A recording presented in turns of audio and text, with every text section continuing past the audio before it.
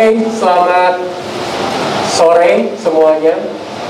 Selamat datang di Brightspot hari ke-5, hari Minggu. Ini penutupan Brightspot yang ramai banget, walaupun di tengah kericuhan. tapi seru banget, ramai banget karena banyak banget yang terjadi. Selama 5 hari ini mungkin teman-teman juga tahu di Brightspot ada Brightspot NFT Gallery. Nah, nanti kita harus tanya-tanya nih kepada yang punya Brightspot, kenapa kali ini ada Brightspot NFT Gallery dan ada apa aja di Brightspot NFT Gallery. Nah, untuk kita tahu, hari ini kita akan mengundang beberapa narasumber. Acara ini disponsori oleh Superlife, namanya Super Talks. Kita akan ngomongin NFT dan art. Jadi buat teman-teman dimanapun yang ada di sini maupun yang ada di rumah atau dimanapun nonton, bisa langsung tahu, terutama dari artis-artisnya nih, kenapa membuat NFT, terus kerjaan mereka hari-hari jadinya gimana, terus apa sih perubahan-perubahan yang terjadi selama mereka masuk ke dunia NFT. Mungkin kita langsung undang aja. Yang pertama, Bapak IQ. Nah, tepuk tangan buat Bapak IQ. Mas IQ, monggo. Ini aja. Boleh, gimana aja. Mas IQ ini pemenang Dare to be The Next Superstar. The Next Superstar kategori art dari Superlife ya? Ya. Boleh ceritain nggak? Itu apa competitionnya? Kenapa? Kok bisa menang? Cek. Selamat sore semuanya. Saya ini kan mewakili dari yang pertama Dare to be The Next Superstar ya, yang juara pertama. Kenapa sih bisa menang gitu kan ya? Karena karya yang saya sajikan gitu kan masuk ke dalam konsep yang dibikin oleh jurinya. Yang menariknya itu ada sesi karantinanya gitu sebelum kompetisi dimulai. Sesudah kompetisi dimulai dipilih, lalu dibuat karantina challenge-nya sehari gitu. Untuk membereskan karyanya. Jadi itu waktunya cuma untuk membuat cuma sehari? Ya, sehari. Cool. Ada berapa karya yang dibuat? Yang dibuat sih dari submit 1 sampai yang terakhir itu di final 2, nanti bikin 2 challenge. Berkompetisi dengan berapa orang? Kalau total yang submit itu 500 orang. Tepuk tangan buat Mas IQ. Jadi dia one of the best nih. Selanjutnya artis juga. Ini udah banyak berkecimpung di area NFT. Karya-karyanya di Foundation, ada di Hackathon dan sebagainya. Kita sambut saja Mas Rimawan Gerilya. Tepuk tangan buat Mas Tri. Benar ya Mas Tri ya? Siap. Monggo. Thank you. Ayo, ini Mas. Monggo bagian. Mas Tri, sudah berapa lama berkarya dan sudah berapa lama masuk ke NFT? Masuk ke NFT mulainya 2001 awal. Tapi kalau berkarya udah lama ya, emang awalnya tuh disco jockey. Tapi begitu pandemi datang, event hilang, akhirnya cari kesempatan baru untuk nyari pemasukan dan NFT ini lumayan lumayan untuk survive. Cuman sih enggak, cuma asal survive aja. Iya. ya survive buat beli mobil lah ya. Nggak segitu. Oke. Nanti pengen nanya-nanya tentunya sama Mas Ri, gimana, apa aja yang dilakukan dan kiat-kiatnya gitu ya. Mungkin banyak banget artis, saya sendiri tuh banyak sekali ditanyain sama teman-teman yang mau masuk NFT, saya harus apa, saya harus ngapain gitu. Itu sering banget. Nanti kita tanya. Yang terakhir, nah ini Mr. Kuncen yang punya owner, ya ini namanya JPO, yang punya owner dari Bright Spot. Kita undang saja Mas Anton Wiryono. Tepuk tangan buat Mas Anton.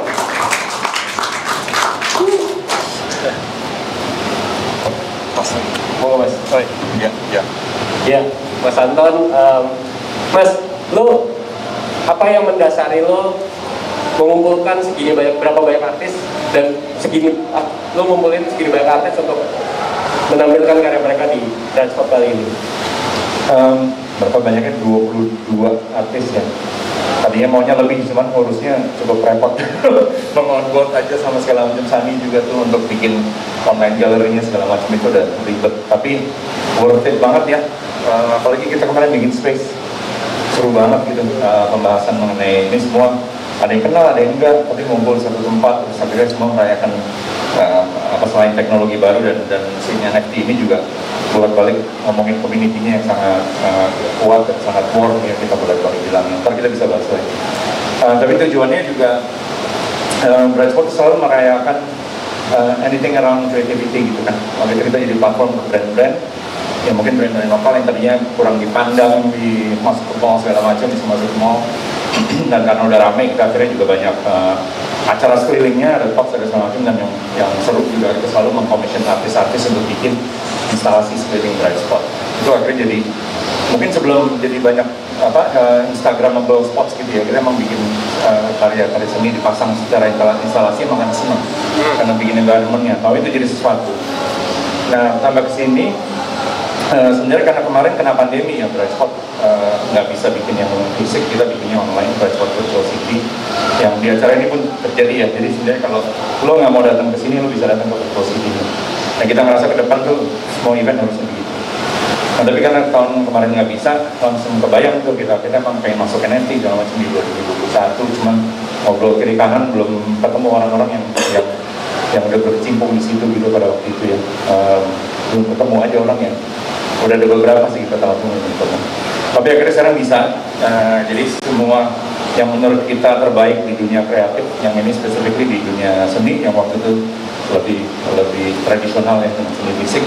Kita pengen banget bikin galeri gitu yang bisa ditampilkan secara online sama secara offline juga gitu, karena acaranya convergence online offline. Jadi ini mungkin 2 years in the making, kita pengen ngumpulin ini, kita pengen showcase juga. Soalnya jelas banget juga bahwa kreatif talent di Indonesia luar biasa. Di dunia seni kita udah tahu luar biasa, tapi karena ada NFT ini dan exposure-nya di Twitter segala macam itu jadi tambah kelihatan globally, tambah kelihatan bahwa Indonesia luar biasa talentnya gitu. Jadi itu nanti kita bisa bahas lagi. Keren. Tepuk tangan dulu buat Mas Anton dan Bright Spot NFT galerinya yang gue lihat cukup viral juga. Banyak banget yang foto-foto dan ngambil foto di situ. Menteri tiga juga datang ya. Menteri 3 datang semua. Banyak Pomonya gede banget ya semenjak Gozali, semua pada NFT galeri, ayo kita kesana. Iya, betul. Dan menjadi daya tarik tersendiri. Nah, gue mau langsung nanya kepada mungkin Mas Iki dulu, abis itu Mas Ri. Sebelum NFT, lo ngapain? Dan pertanyaannya, kalau nggak ada pandemi nih misalnya, nggak ada pandemi, normal-normal aja, bakal kerjain NFT nggak kira-kira? Sebelum pandemi, saya seringnya mau freelance sih Mas, terutama membuat cover band, merchandise untuk band. Kalaupun nggak ada pandemi, kayaknya saya tetap sih akan buat NFT gitu Mas. Apa yang mendasari? Benar-benar karena ini value-nya bisa naik, atau ada keseruan tersendiri kan? Kalau saya sendiri merasakan ketika menggarap NFT itu tanpa ada brief, yang pertama dari klien, tanpa ada brief, terus tanpa ada revisi. Itu sih saya lebih memacu untuk NFT itu emang benar-benar ekspresif gitu kan ya. Saya bisa membuat series dalam NFT karya saya gitu. Paling seperti itu Mas yang saya rasakan di NFT gitu kan. Tidak ada revisi tentang ekspresi diri. ya. Kalau Mas Ri?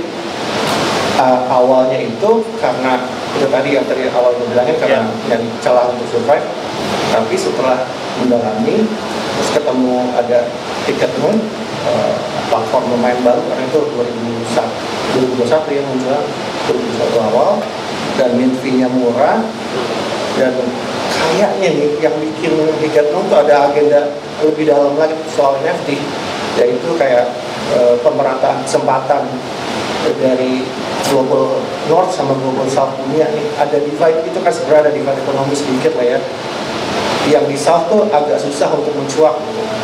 Nah tapi dengan adanya NFT ini ada kesempatan baru untuk level the playing field gitu kan kira-kira. Nah karena melihat ada kesempatan gitu, ini Indonesia harus bisa juga nih, kita juga harus ingat kesempatan baru, kayak ekonomi kreatif baru yang sangat layak untuk digali, siapa tahu gitu. Jadi bisa menghidupkan seniman-seniman yang tadinya ya putus asa karena karyanya nggak dilihat gitu-gitu kan, dan alhamdulillah kejadian gitu, gue ngerasain sendiri begitu nyemplung situ. Pertama ada nilai yang ini kalau ngomongin manis-manisnya aja ya, negatifnya juga ada tuh ya, semua juga ada kayak gitu. Cuman nilai positif yang menurut gue layak digali itu pertama, ketika lo jadi artis sukses di NFT terus dapat buyers, dapat sale yang lumayan, itu kayak tergelitik untuk lebih altruistik gitu, kayak kenapa gue dapat segini dengan karya gue, kayaknya layak deh gue beli karya temen gue atau orang yang karyanya gue suka gitu kan. Dan itu kejadian, artis buying other artist work gitu. Dan selain itu kayak komunitas nih, ada yang bilang ini aneh NFT apa, ada toxic positivity lah, semua orang saling puji-puji. Tapi ternyata di balik itu ada mental yang oke menurut saya itu, karena mereka sadar ini masih non zero sum game, jadi nggak harus Positive sum game. Ya pokoknya kalau lo menang, gue juga masih bisa menang, gitu kan. Ya gitu lah, kompetisinya bagus lah ya. Ya, dan banyak potensi-potensi yang bisa digali lebih banyak lagi. Tapi kalau gue jelaskan, gue ngomong dulu. Udah hampir selesai topiknya nih. Kita udah. Keren dari Mas Ri. Lo percaya Mas Anton dengan leveling the playing field itu? Lo orang yang sudah lama di kreatif industri kan, dari zaman DJ belum sekeren sekarang, terus lo bikin Bright Spot, terus sekarang do you believe so? Ini bakal level the playing field? Gue bilang iya, kesempatan ya, pasti dari sebelumnya kita dari Indonesia gitu, berbuat sesuatu di sini untuk ditengok di luar susah. Mungkin contohnya dari streetwear dulu ya. Kemarin itu gue ada pameran streetwear gede di Amerika namanya ComplexCon. Gue ngobrol sama banyak streetwear brands di LA gitu kan. Yang gue lihat mereka lakuin di sana sama yang anak-anak lakuin di sini, itu di sini nggak kalah bagus, nggak kalah keren secara desain, secara quality pun, secara branding, dan secara maintain community segala macam. Tapi bedanya karena di LA lo begitu bikin sesuatu di sana, lo ditengok sama seluruh dunia. Gitu kan, lo bikin brand di LA, lo ditengok sama seluruh dunia langsung. Lo bikin brand di sini, ditengok sama orang-orang di sini doang. Gitu kan. Nah, yang menarik sama CNF ini dan akhirnya nyebar di Twitter dan di Discord segala macam adalah kalau if you do something interesting di sini dan di Twitter lo bisa dapet community yang oke dan orang bisa ngeliat dan itu nyebar, jadinya tuh udah level the playing field gitu kan. Tambah juga selain itu nyebar, memang quality-nya harus bagus gitu kan. Nah, satu lagi yang terjadi di Twitter dan lain-lain di dunia ini adalah terasa jadi suatu movement. Nah, tadi kita juga ngomongin yang tadinya kalau di dunia seni mungkin kolektor support artis gitu kan, di sini kolektor support artis ya, tapi artis support artis kuat banget dan senang banget ya itu terjadi di Twitter gitu, sama emang di Ticketnoon ya, karena di hand lebih affordable gitu, secara semuanya, gasnya segala macam harganya. Nah itu di situ kelihatan banget. Jadi kalau mau lo ada pergerakan di lokalnya support, jadi kayak menyebar ke seluruh dunia dan kemungkinan lo di discover jadi sesuatu itu jadi jauh lebih gampang dan udah terjadi banget sama beberapa seniman di sini gitu. Udah banyak kan buktinya gitu, yang kolektornya semua di di luar negeri atau supporternya. Kita kan kolektor juga seniman lain yang support si artis jadi kolektor. Jadi itu really level the playing field. Kita di dunia musik juga sebenarnya tadi malam juga lagi bahas sama anak-anak toilet sama segala macam gitu. Itu belum terjadi di dunia visual art, udah terjadi di NFT, di musik belum. Lagi mencari gitu. Kalau sampai bisa, ini akan terjadi juga di musik, tapi belum tercrack. Menarik banget. Akses berarti ya. Akses terhadap itu dan support dari community yang dulunya mungkin susah kali ya kalau sendiri-sendiri ya. Iya, dan nggak kelihatan kali ya. Kalau sekarang ada support community yang kelihatan sama semua. IQ ngerasa itu nggak? Maksudnya lo tadi cerita lo sebelumnya kan kerjaan commission work lah ya, kira-kira lah ya. Sekarang udah masuk NFT. Ngerasa nggak ada community atau teman-teman artis yang ikut ngebantu dan nggak tahu sekarang gimana? Lo memasarkan karya lo gimana? Biar orang-orang tahu. Saya sih merasakan dari komunitasnya. Karena kan awal saya di NFT itu dimasukin ke komunitas. Komunitasnya ya di NFT ada ASN, Aliansi Seni NFT gitu kan. Nah, dari situ saya mempromosikan lah gitu kan karya-karya saya. Karena kan ketika saya mempromosikan di komunitas itu sendiri, otomatis di Twitternya juga kan ikut dipromosikan. Nah, saya merasakan sih terbentuknya dari si NFT itu dan kuatnya karena komunitasnya mas. Kalau saya pribadi merasakan. Dan komunitasnya biasanya di mana? Di Discord kah? Di Twitter kah? Di Discord sama di Twitter juga jauh. Keduanya.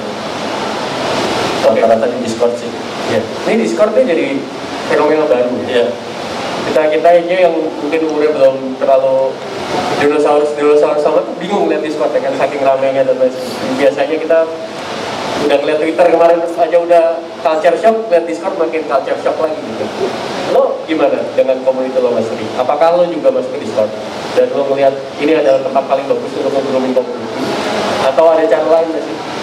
Kalau gue pribadi sebenarnya agak-agak ansos, bukan ansos sih. Apa istilahnya kalau orang yang nggak sosial, ya gitulah. Cuma begitu ada NFT mau nggak mau harus sosialisasi, harus membangun brand diri, juga salah satu fasilitasnya Discord. Cuman itu ya cuma sarana aja. Menurut gue yang penting itu kalau misalnya ada inisiatif nyantap kayak transport NFT kayak gini, ya layak support gitu, supaya ini tuh wave-nya jalan terus gitu. Jangan, kan nggak semua orang sukses bisa di puncak ya.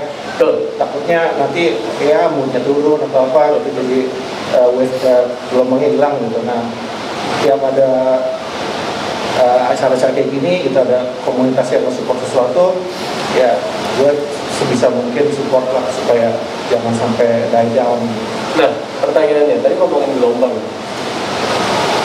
Kalau misalnya lo percaya ini gelombangnya masih lama apa enggak, dan apakah lo akan mereplace pekerjaan lo yang lama dengan yang ini, atau sekarang lo jadi punya dua nih gitu yang lo kerjain, dari dunia lo yang sebelumnya sama NFT ini, gimana? Kalau gue pribadi sih pasti jadi dua, karena gue nggak meninggalkan profesi lamanya. Tapi kayak semoga nggak cuma omong kosong ya, gue percaya banget ini bakal jadi masa depan. Kalau kita fokusnya misalnya nih, kan kayak fenomena Ghazali kemarin, orang banyak mikirnya NFT kayak cuan cepat gitu, sayang gitu. Karena pertama kalau beli karya teman misalnya yang baru mulai gitu, kita nggak tahu kedepannya tahu-tahu dia jadi artis beken gitu, dan kita udah punya karya dia di awal-awal. Kayak kalau di record label, maksudnya kalau di dunia musik mungkin, oh gue punya record Beatles waktu rekaman pertama lagu ini yang belum, ya gitu-gitu loh. Itu kan nggak akan berharga dalam waktu dekat, tapi ketika ada sejarahnya bentuk-bentuk baru jadi melonjak nilainya. Pengen jadi pena ya sama Santo. Industri itu kan selalu di-drive oleh yang namanya tren gitu ya. Terus ada FOMO, ada hype gitu kan. Tadi ngomongin beberapa artis percaya, dan gue juga percaya ini sesuatu yang panjang gitu kan. Nah tapi pertanyaannya, apa iya bakal kayak gitu mas? Atau ini tuh nanti akan ada pecahnya nih, bubble-nya di suatu titik yang mana akan masuk lagi ke titik yang baru lagi, atau restart gitu ya. Atau sebenarnya dia akan cari bentuk gitu. Lo, menurut lo gimana? Kalau gue bilang panjang atau enggak akan panjang secara underlying teknologinya sama ininya. Tapi kalau dibilang ini mungkin bubble, mungkin bisa terjadi karena ada beberapa harga-harga secara harga luar biasa gitu kan, secara capital gains-nya itu luar biasa. Kalau kemudian ke bubble ada. Nah tapi kan yang di sini yang ditekankan kan bahwa si scarcity itu sekarang nyata banget ya dengan blockchain segala macam. Jadi kayak kita dulu punya, dari ngomongin piringan hitam aja gitu, ada yang harganya mahal-mahal banget, cuma dicetak 3.000 gitu kan, cetakan pertama harganya jadi mahal karena scarce gitu. Nah ini sekarang jadi seperti itu lagi gitu, bahwa lo bisa dapetin ini sekarang. Jadi dari scarcity itu udah kelihatan bahwa lo hold its value gitu kan. Nah ini tapi masih mencari ya, gue bilang sekarang sejarah lagi ditulis gitu kan, karena ini masih early banget. Kita belum tahu, tapi apa yang akan terjadi ke depan tergantung dari apa yang terjadi, apa yang semua penggeraknya melakukan gitu. Dan gue rasa akan panjang. Cuman harga tadi gue belum pasti sih, atau gue perlu pendapat. Sani kali bisa kasih pendapat. To the moon apa? When? Gue boleh nambahin dikit? Boleh. Tadi ngomongin kayak soal harga, terus kalau dunia teknologi baru nih, kalau yang adopsi kebanyakan orang yang cuma cari cuan doang atau apa gitu kan ya, mungkin nggak bertahan lama, tapi ya kita harus overheated ya. Makanya kita mesti ada upaya juga untuk ngisi space ini dengan aktor-aktor yang baik juga gitu. Ini poin yang sangat menarik nih, karena memang benar psikologi banyak orang, it's all about sekarang mau beli berapa, besok harganya harus naik jadi berapa. Kalau turun, kecewa deh orang itu. Mas Q, motivasi lo dalam berkarya di NFT, apakah majority di drive oleh harga tadi, atau sebenarnya lo punya misi lain nih berkarya di NFT? Di luar ya pastinya motivasi ekonomi ya, maksudnya kita semua juga pasti di luar motivasi cuan gitu kan. Iya. Kalau saya sendiri, kenapa bermain di NFT? Kalau motivasinya kan karena bukan cuan terus ya maksudnya, karena saya ketika bikin karya tersebut kan bisa, yang pertama saya ekspresif mungkin saya bikin, terus ketika saya bikin itu kan ada tantangan mas. Yang pertama saya itu kalau di NFT rata-rata bikin series gitu kan. Nah di series itu tuh kayak challenge buat saya sendiri, apakah si series ini berjalan dengan baik gitu kan. Terus kan ketika saya di NFT juga, konsep yang saya sajikan itu beda dengan pekerjaan saya biasanya gitu kan. Kayak benar-benar saya ekspresi mungkin gitu. Kalau saya berkarya ini yang manual, yang saya biasanya di manual, saya digitalin di NFT, ya udah kayak gini gitu. Motivasinya nggak pure dari ekspresi ekonomi gitu. Kalau ekonomi kan jatuhnya jadi bonus gitu kan mas. Ketika apresiator kan membeli karya saya gitu. Itu sih lebihnya itu. Ngomong-ngomong, ya, Gue tambahin Mas Ri. Dia jadi lebih berani ngegali kreativitas pribadi kan. Iya. Dengan begitu, semoga nih karya seni yang dibikin, yang digodok di space ini akan lebih matang lagi. Iya. Nah, apresiasi terhadap karya seni itu sendiri yang mau gue tanya nih. Balik lagi ke statement tadi, banyak orang yang memang mencari sebagai holder ya atau pembeli ya, untuk mencari faktor ekonominya. Gue beli sekarang, nanti harga naik, harapan harga naik lepas gitu. Makanya banyak orang nggak sabaran nih kalau dia NFT. Tapi apresiasi terhadap karya seni sendiri, kalian merasa karya kalian lebih diapresiasi nggak sama your community or your holder, atau kalian butuh edukasi lagi? Nah, terus pertanyaan kedua, biasanya tuh kolektor kalian orang kayak apa? Apakah yang udah biasa, memang udah menikmati karya kalian sebelumnya, atau literally totally new, bisa jadi bahkan bukan dari Indonesia? Dari pengalaman kalian coba, ngomong. Kalau saya pribadi karena seninya juga agak aneh, jadi yang nggak populer sih, cuma yang suka beneran suka gitu. Dan kayaknya sih mereka juga orang tuh ada ini ya, kayak misalnya lo nggak support genre apa, house music atau drum and bass atau apa, kalau lo ngeliat karya drum and bass itu gue beli gitu kan, gue juga kayak gitu. Jadi karya gue yang genre kayak gitu ada marketnya sendiri, ada komunitasnya. Kan apa itu kan? Nah, itu orang mana biasanya? Atau mereka udah kolektor itu sebelumnya? Atau ini totally orang baru? Kalau di awal-awal justru udah orang luar semua. US? UK sama Anonymous beberapa, tapi kayaknya sih luar juga. Kalau yang di Hackathon awal tuh gue dapat support banget, beneran dari salah satunya dari seniman yang gue kagumi gitu, yang gue ngefans, tapi tau dia support gue gitu. Dia karya awal tuh jadi kayak nge-boost confidence untuk terus berkarya. Nah itu apa ya? Kalau di Instagram kan lu posting sesuatu orang nge-likes aja, yang nge-likes juga nggak bayar apa-apa gitu kan, jadi nggak susah itu untuk nge-likes. Tapi kalau itu di NFT ada orang beli itu beneran suka nih gitu kan. Nah itu ngebantu confidence kita buat terus berkarya. Jadi merasa benar-benar diapresiasi dan memberikan value gitu ya. Masih Q, Itu apa? Yang pertama? kolektornya itu biasanya dari mana? Gitu. Dan kenapa, pernah ngobrol nggak sama kolektornya? Kenapa dia suka karyanya? Apakah memang udah karya dari dulu atau orang baru aja nih yang sama pon gitu tiba-tiba ketemu terus beli? Pas saya juga kan ketika dibeli ya si karya saya diapresiasi oleh kolektor, saya sering nanya kenapa dari 5 series yang saya buat kamu terus membeli gitu kan, ibaratnya kan. Saya tanya kenapa, dan dia menjawab kalau saya menyukai benar-benar pure dari visual gitu kan, benar-benar pure dari visual, dan konsep gagasan yang kamu angkat itu kan terutama dalam wanita tuh, dan saya menyukainya gitu kan. Malah setelah dari saya bertanya dengan si kolektor tersebut kayak kayak memesan intimate buat karya saya sendiri, buat si kolektor. Itu sih kalau saya pribadi pure dari visual gitu. Kira-kira pernah ngitung nggak punya berapa kolektor? Kalau yang di Hackathon rata-rata orang luar sih, cuman seringnya tuh orang India. Nah, orang India Beda-beda ya? iya. Iya, kadang orang US. Gak ada particular reason kenapa orang Karena dari style karyanya tuh Ya mungkin gitu. menarik juga.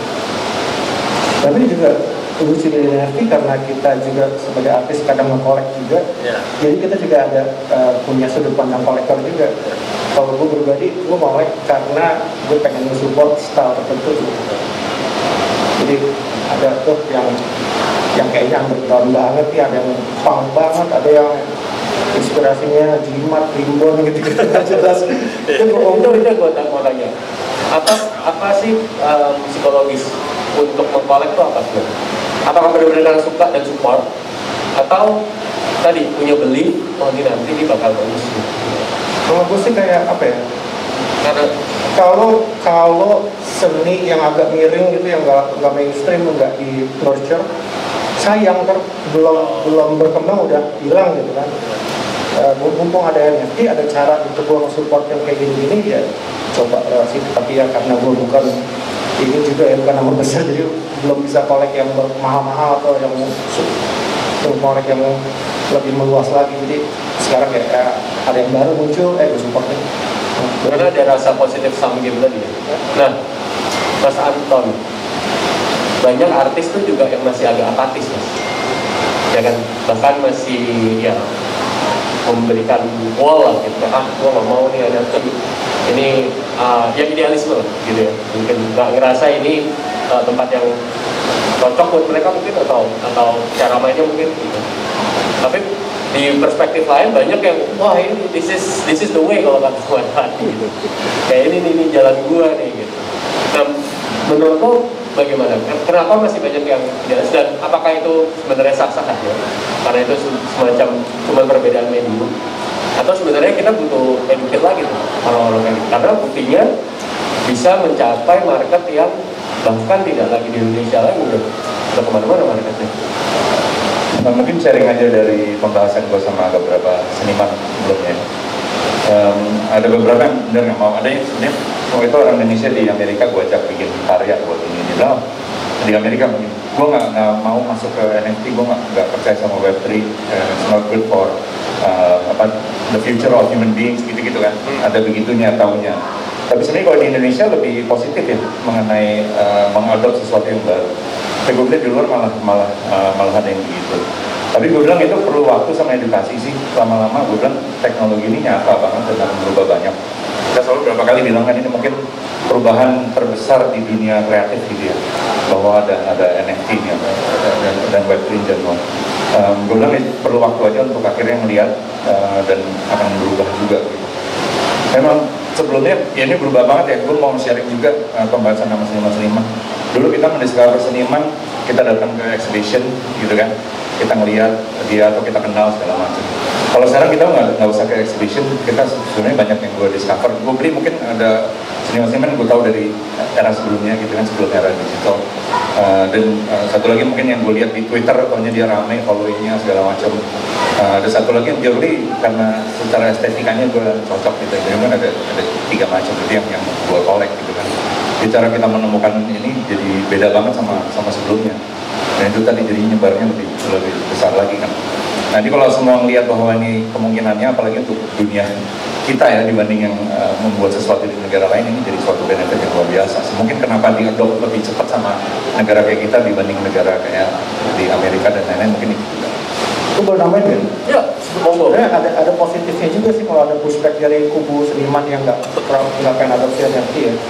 Itu jadi kayak dorongan buat yang pro NFT untuk buktiin ini ada sisi positifnya yang layak untuk diperjuangkan loh. Jadi ya biarin prosesnya berjalan natural aja, semoga sih ini bertahan terus. Tapi ini mau nggak mau harus ke arah sini ya. Ke masa depan namanya perkembangan teknologi kayak internet baru di awal. Seberapa pun kita pushback agak technological advancement ya ujung-ujungnya bakal terlibat juga. Nah semoga sih kayak gitu prosesnya. Jadi paling nggak kayak misalnya gini, ada yang bilang NFT blockchain bikin gak baik buat environment. Benar. Tapi sekarang kan udah ada akhirnya mendorong inovasi buat blockchain proof of stake kayak Bezos yang dari L2 gitu. Jadinya ada hal positif dari pushback itu. Very cool.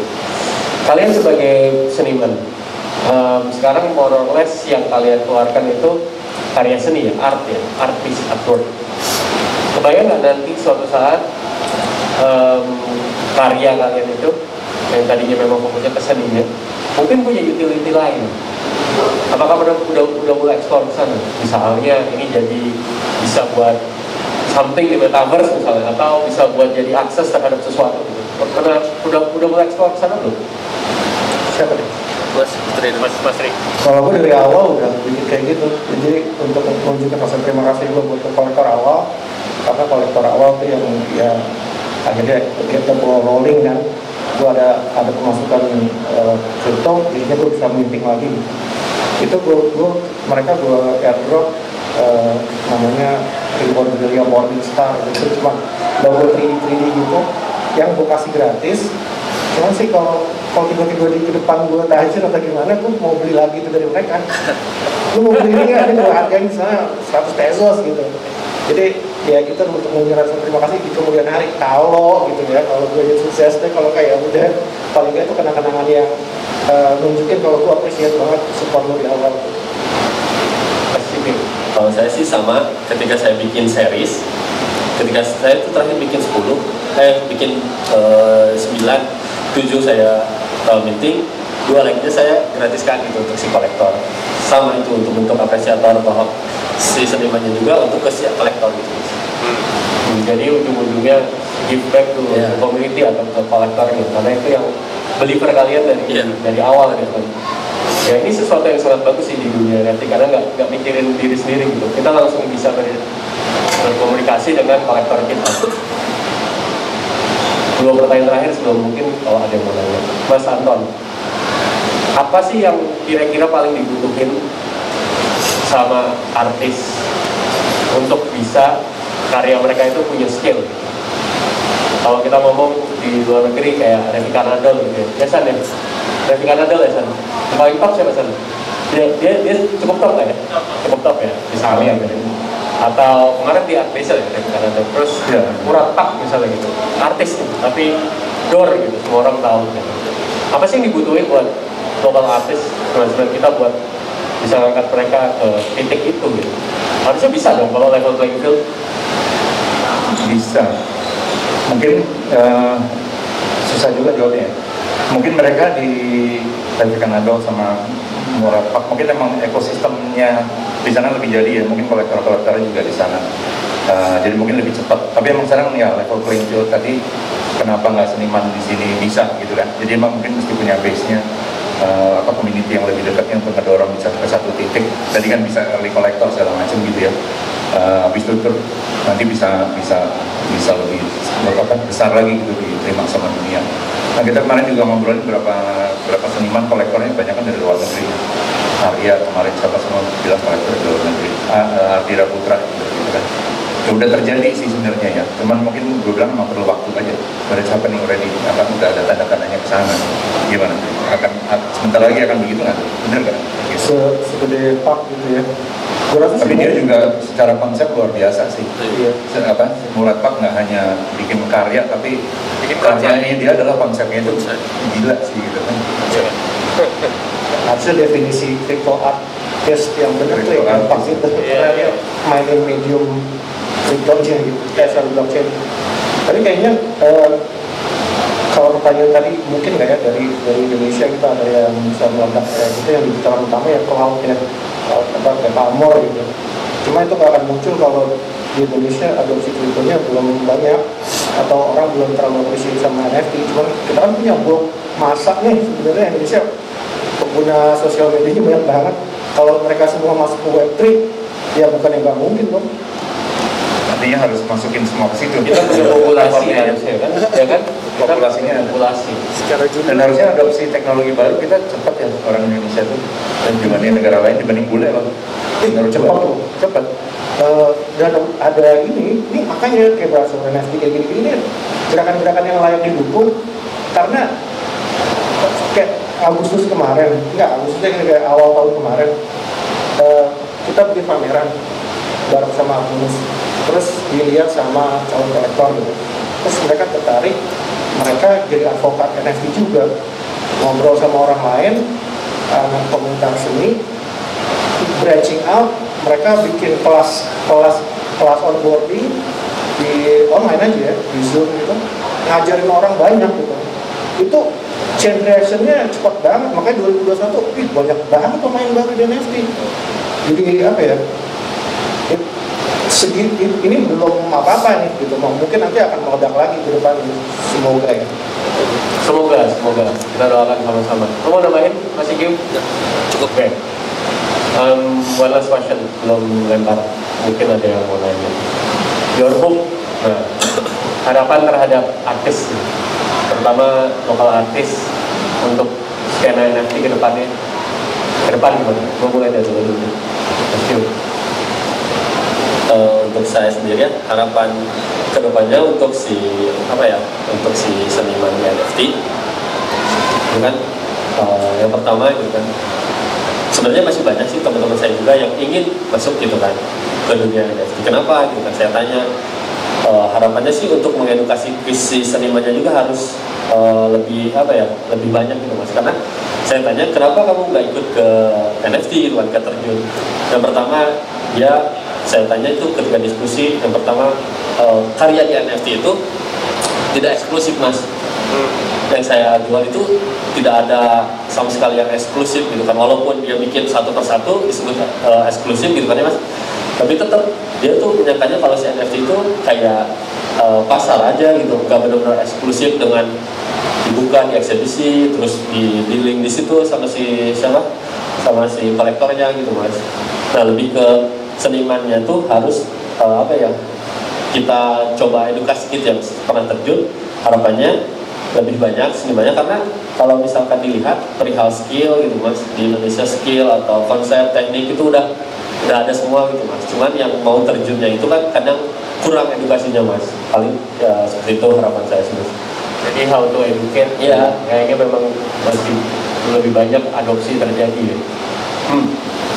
Ini kayaknya juga akan membutuhkan pergeseran paradigma buat audiens seni ya, karena selama ini kita bisa buka kayak Tumblr atau Pinterest gitu, lihat gambar, semua orang bisa buka. Tapi kalau dengan adanya NFT ini, lo nggak cuma bisa ngeliat, tapi itu ada nilai yang disandingin dengan karya itu gitu. Dan lo bisa memiliki secara apa ya, bukan legal, tapi kayak memiliki tercatat, dan ini ada track recordnya gitu. Karena kan kalau kita bikin karya NFT kan langsung dari wallet artisnya gitu, dan ya kayak gitu. Jadi mudah-mudahan ke depannya orang ngeliat karya, kalau misalnya di Google search aja, itu nggak cuma ngeliat ini bagus gitu, nggak peduli sama siapa yang bikin atau apa. Akhirnya dengan NFT ini mungkin nantinya akan lebih menghargai. Jadi lebih ada apresiasi terhadap si artisnya juga. Mas Anton, your hope buat NFT ekosistem kan, atau buat artis? Mungkin kalau dari sisi kita mau mensupport untuk membesarkan scene-nya. Tadi kita ngomongin mungkin di lokalnya harus lebih banyak yang mengedor gitu ya, jadi community-nya juga lebih kuat, biar kekuatan itu jadi didengar di luar. Ya itu kita akan mensupport itu. Soalnya kita we've been supporting artists for a long time. Kita juga pengen coba untuk bantu ya, bikin suatu platform sama activity untuk seniman-seniman di NFT. Nah kemarin sih beberapa seniman yang datang ke sini bilang begitu karyanya ada di TV, di dunia fisik, dan orang-orang lihat dan berkomen dan menemaskan segala macam, rasanya beda banget gitu, kayak merinding gitu anda lihatnya. Yang bisa kita lihat di handphone atau di layar komputer nih, actually di suatu ruangan di TV, dan ada yang meriak artis itu. Nah mudah-mudahan kita bisa melakukan itu lebih banyak untuk bisa angkat sini juga. Amin, mantap. Tepuk tangan dulu. Ada yang mau nanya? Oh, Mister, ini pejabat teras, pejabat yang duduk di teras. Ya. Silakan Pak. Selamat sore. Sore kalau nggak David. Kenalan dulu, nama saya Rizky. Tadi menarik saya dengar kata komunitas itu disebut 245 kali. Iya. Di diskusi itu. Hampir. Lebih. Artinya kan komunitas itu jadi kunci, jadi kunci lah dalam pengembangan NFT ke depan. Nah, buat saya yang juga saat ini sedang membangun sebuah komunitas olahraga, mungkin benar-benar passionnya adalah apa yang kemudian bisa NFT tambahkan sebagai sebuah value dari perspektif komunitas. Karena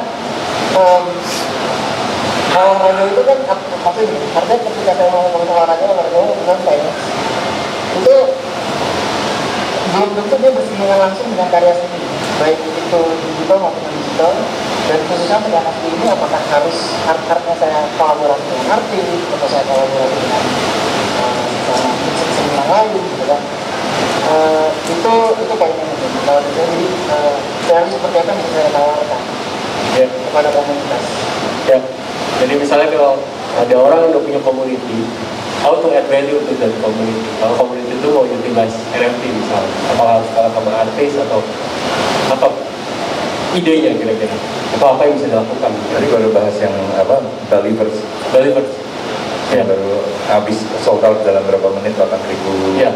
Piece itu kan itu dari ini ya, tim bola di Bali ya. Itu Iya, ownernya dari klub bola. Dan walaupun nggak tahu ya, apakah dia berafiliasi langsung dengan Bali United nggak tahu, tapi ininya sama. Cuman ya mungkin banyak sekarang. Jadi Mas Rizky komunitasnya olahraga tenis kalau nggak salah ya. Terus ada lagi komunitas misalnya motor atau komunitas musik atau skate misalnya. Mereka juga pengen utilize NFT. Mereka udah punya komunitasnya, tapi mungkin belum punya artisnya. Nah apa tuh kira-kira bisa dilakuin bareng? Kayaknya jangan-jangan nggak perlu artis. Ini NFT sebagai bagian dari blockchain aja kali ya difokusinnya. On top of my head belum ketahuan intinya apa. Cuma ini kan masih baru, teknologinya masih baru, kita masih explore banyak inovasi-inovasi baru yang bermunculan yang jangan-jangan nantinya akan berhubungan sama olahraga. Contohnya kalau NFT aja kan udah ada tuh NBA jualan NFT itu atau apa gitu ya. itu ya masih ada hubungan sama media, tapi jangan-jangan nih di luar itu catting gitu kan bisa NFT juga. Mungkin ada hal yang kita belum tahu yang baru ketahuan di masa depan. Mudah-mudahan sih akan ada inovasi di sana. Ya. Mungkin ada beberapa utility juga mungkin yang kita lihat itu NFT as access ya. Jadi kayak membership card. Mungkin itu juga bisa diekspor karena beberapa yang kita lihat dengan punya NFT ini bisa melakukan aktivitas tertentu di komunitas tersebut gitu. Nanti apakah si komunitas si akses cardnya ini digambar oleh artis, nah itu bisa gitu. Kalau yang Australian Open itu kemarin ada sempat pembahasan ada ya Mas Zaki. Yang mereka lakuin kayaknya menarik tuh ya. Lu lupa apa yang dibuat. Tapi somehow interaktif ya, kalau orang beli NFT-nya itu nanti dia ada lapangan tenisnya yang dimana bolanya nyentuh ke titik mana itu untuk game apa pada tahun berapa pas Australian Open. Tambah banyak beli NFT-nya tambah si titik itu ngisi akhirnya satu jadinya pakai isi gitu. Jadi menarik banget kalau Australian Open. Dia mulai Wimbledon. Ini sports memorabilia gitu. Tapi iya.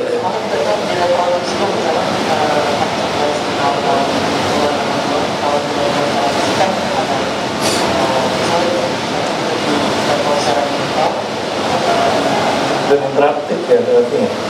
Kalau kita beli NFT-nya, titik itu ada di situ dan itu merepresent bola yang winning shot. Ya kayak mungkin memang nggak perlu seniman, gitu. Tapi mungkin perlu seniman untuk membuat si karyanya adalah konsepnya itu ya, Murad Pak kita ngomong gitu. Mungkin seperti itu. Oke, mudah-mudahan kejawab dan nanti bisa bikin sesuatu bareng. Last question, maybe? Gak ada? Nah, kalau nggak ada, penutup when